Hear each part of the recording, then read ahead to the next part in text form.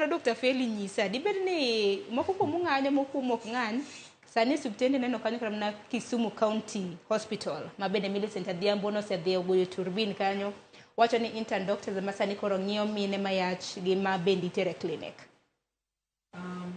Adwa chako gi wacho ni ok wanyal victimize ng'ato moamua ni odwa dhi tich. Nikech currently as the situation stands, CBA ni was signed in 2017. Okwa strike ni wadwaro pesa kendo. Onge. Okwa strike ni wadwaro new conditions. Sirkal ni nowacho maber in 2017 ni wabro timo kama. To nyaka sani onge gima gisetimo. So, wan gi jotich ma nie contract currently. A good number of us, the cost of living osedhi malo.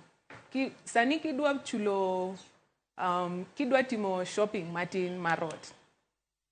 The cost money tiyogo 7 years ago, sani is not the same.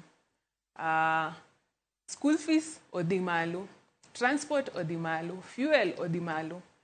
Tiende ni jogi kagidwa yudo a way of earning, okanyal wacho ni gitimo, okanyal victimize gi.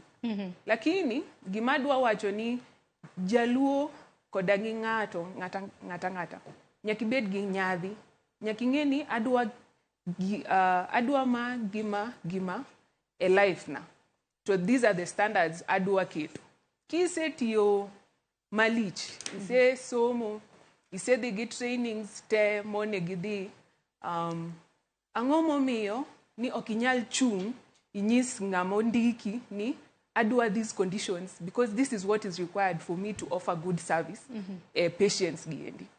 Mano, that is why nitie joma podi dhie tich. Mineno ni samoro ichunogi gidhie tich. Ichunogi malich to nitie samoro threats. Mana gi chuny mar konya. Ng'eni samoro nitie chudo gi chuny mar konya yawa. Inyalo bedo gi chuny mar konyo and I fully agree.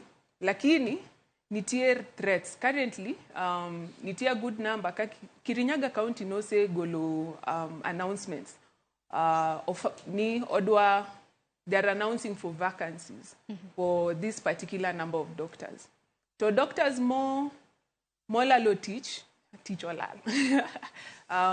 Gin doctors ma no chung to no wacho ni government ni wadwa kuwacho ni udwa keto this much money e healthcare. Ket pesa no e healthcare. Chul joma di teach. Ket yath e hospital. Mondikon joma yudo service no endo.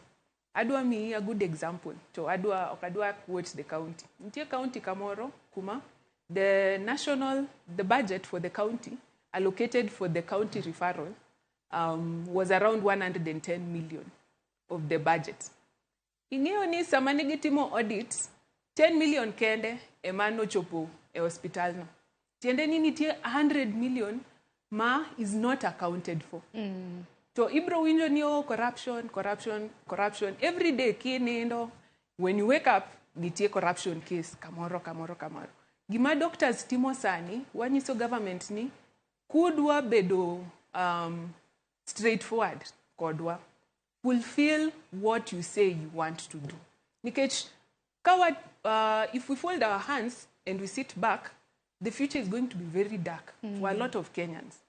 Jaduong no wacho ni billion and million aluf achiel.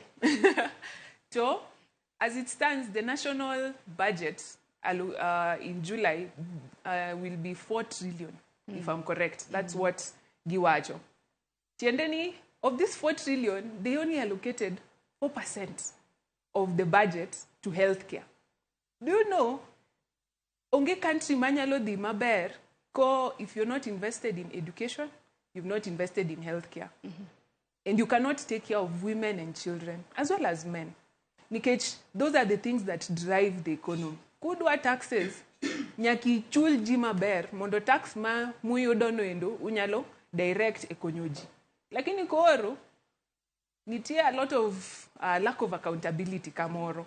Tiende ni doctors mo kochung kodwa, okanyal wacho ni there's any bad blood. But I'd like to tell them, history will judge you harshly.